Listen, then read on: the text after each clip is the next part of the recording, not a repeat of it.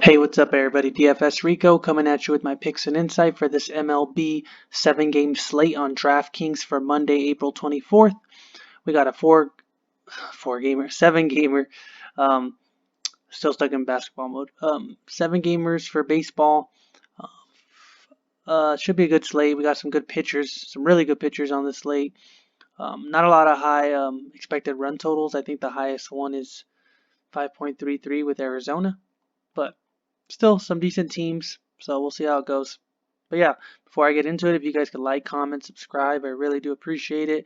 Any like, any watch time, any comment, I appreciate it. Any feedback. But yeah, let's get to it. So first thing I'm gonna do, I'm gonna run through the starting lineups, not the starting lineups, well, just the over unders and looking at the weather, and then I'm gonna go over to two pitchers that I like, and then two teams that I like on the slate, and a couple players from each team that I'm looking at early on. But this is all early on. Obviously, scratches happen. Just be careful with all that stuff. If you have any questions later on in the day, just go ahead and comment, and I'll try my best to get back to you guys. But yeah, let's get to it. So, first game we got is the Cubs and the Tigers. 5.11 run total for the Cubs. It's looking like a 45% chance of rain, so be careful with that game. That's actually a game I'm interested in as well. Twins, Indians, not that high over there. Texas and Oakland, not that high. Cincinnati and the Brewers. I mean, you got Trevor Bauer pitching right there, so it shouldn't be too high.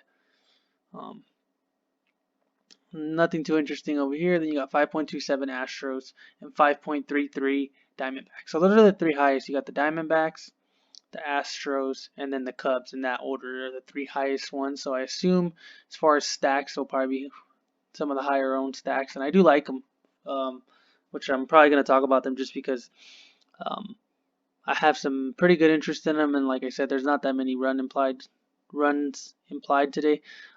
For any teams, sometimes we have high 5.6s, 7s, and even some 6s sometimes. So just bear with me. Let's get to it. So first, we're gonna go through the pitchers. I mean, my favorite pitcher on the slate easily is 10.2. I think he's the best stud on the slate. I played him last time he went out there. Actually, 100%.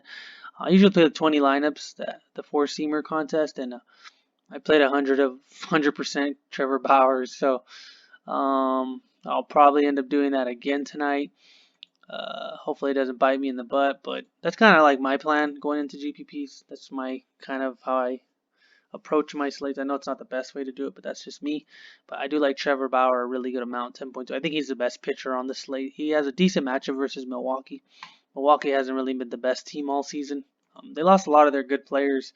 Yelich and Hiura, I think that's his name, are like their only really good pitchers right now, or hitters right now, that I'd be afraid of. Yelich probably being the one I'm more afraid of because he's a lefty. But Bauer's just been nuts. 0.68 ERA in 4 starts, 41 strikeouts. We saw him hit 12 strikeouts in one game, over 7 strikeouts in each game, 37.4 fantasy points per game. He played this matchup a while back, allowed 3 hits and earned run, 36.5. One thing we do know about baseball, though, it is very volatile. I mean, Bauer can go out there and give me 10 points for all I know. He can get shelled in the first, second inning, but my approach is I'm hoping he doesn't because he is my favorite pitcher on the slate at 10.2. I have a lot of interest in him, obviously, as I mentioned. Pairing him up, though, there's some good guys you can pair up with him. If you want to pay up for a guy like Savali, I don't have an issue with that. I think I prefer the guys below him a little more. Like Maeda is solid. Cleveland hasn't been the best team this season. Flaherty, as far as their bats at least, Flaherty might be on a pitch count, so just be careful. He pitched 7 innings his first start, and then they got their season suspended for a while. Then he came back and pitched 1.2 innings in like 41 pitches. Looked fine. He had 3 strikeouts in 1.2 innings, so 5 batters. He had 3 strikeouts, not bad.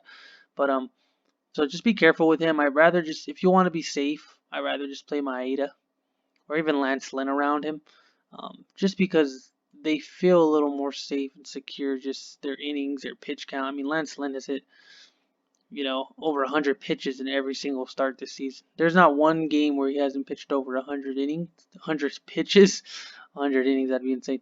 But Just stuff like that. Like I'd rather take the pitch count at that point, and his 1.37 ERA is not bad either. But scrolling down, I'm gonna be looking for a cheaper guy to pair up with Trevor Bauer, just because I am gonna like some decent bats. The guy I'm looking at right now is 6.7 Brad Keller against St. Louis. St. Louis hasn't been the best team this season. Um, well, they haven't played that many games, but they haven't been the best still. This guy has a 0.00 ERA. He's 3-0 in his starts, 15 Ks. He's not much of a strikeout guy. He just kind of gets you through the game. He's a good pitcher. Let's go over to plate IQ for this season. Brad Keller, 22.7% strikeout rate, 12.1% walk rate. His infield fly balls are good. Doesn't allow a lot of hard contact. He's good. He's been good against both sides of the plate. Not that many plate appearances this season, but he's looked good. He's looked a little better with strikeouts versus righties and lefties. I'm hoping that continues. Like I said, he's kind of a safe pitcher. He's not really going to go out there and strike people out. But at 6.7, pairing him up with Bowers just seems like a really good idea right now. They'll probably be the highest pairing on the slate, but I'll be willing to play that as well just because I like the matchup. You see these numbers over here for St. Louis. They only really have two legit lefties with Carpenter and Wong. Everyone else is decent. Is righties, but no one has really good numbers. I mean, as a team, you got what? Only three of the guys striking out less than 20%. I mean, you got DeJong at 41%, Carlson 27, 37. You got some guys striking out at really high rates, so that will bump Keller's strikeout rate a little bit. But none of these guys really scare me other than Goldschmidt, I think. Goldschmidt's the main one I would be worried about, but I still think he can survive this game good enough. And at 6.7, even if he could have a decent game, if he doesn't go out there and give us, what he's been doing, where he's been 26, 25, he can get us 15 to 20, I would still be pretty solid for him. So at that price tag, I like pairing him with Trevor Bauer. Let me bounce over here. I didn't show you guys Trevor Bauer's strikeout rate, but he's 43.6% strikeout rate this season. 48 versus lefties, 39 versus righties. He's actually been better versus lefties, so be careful, Yelich.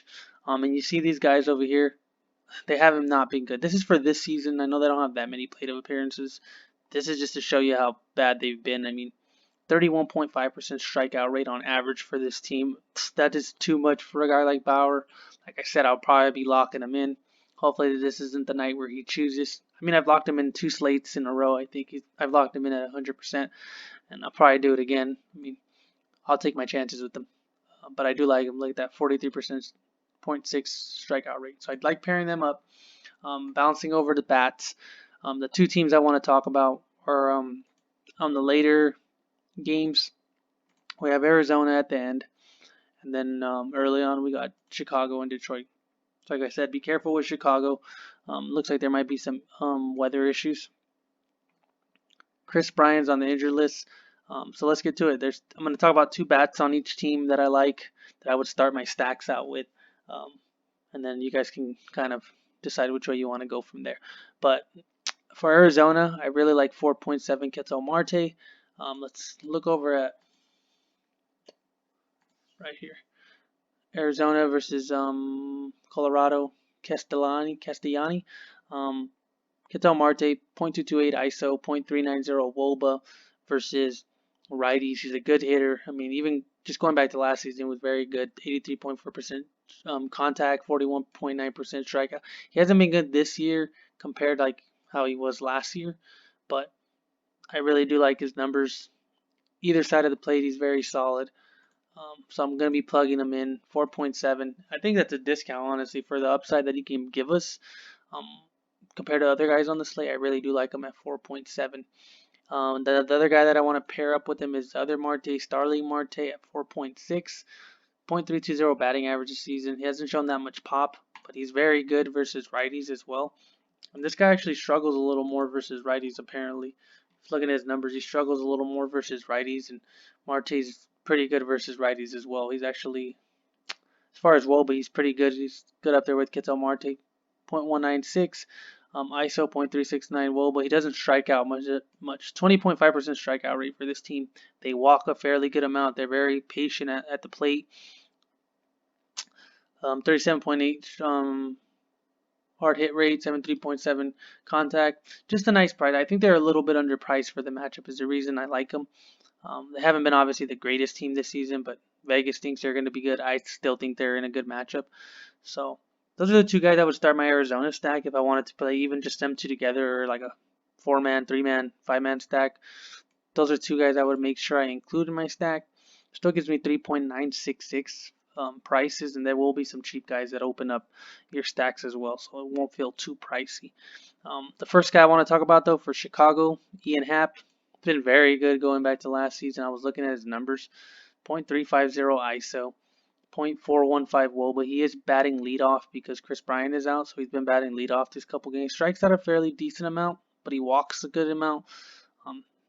Creates a decent amount of contact. Not a lot of hard hit rate. He's just one of those guys that can get on base. And the fact that he's batting first at 3.9 with a lot of good hitters behind him like Rizzo, Baez, Schwarber, Contreras really bumps him up a good amount. As long as he's getting on base, I can see him having a really good night. I'm not looking for him to go out there and he has the pop. He's hit 6 home runs this season, 15 RBIs, so he's not a bad play. But it's more so for me, the fact that he's batting leadoff. I really like him. And then the last guy I want to talk about, Schwarber, 4.1 lefty versus righty, 5 home runs. Doesn't have the best batting average. Had a good game last time out. But I just like him in this matchup against Mize again. Mize has a decent strikeout rate. I mean, a really good strikeout rate starting off the season.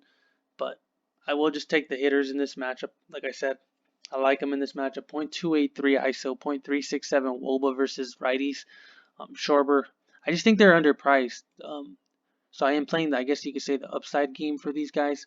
They're the third highest run implied total on the slate, so that's something that intrigues me as well. They're just in a good matchup. Is the wind going to be blowing out? Let's see. Wind's going to be blowing to the west, so nothing too crazy.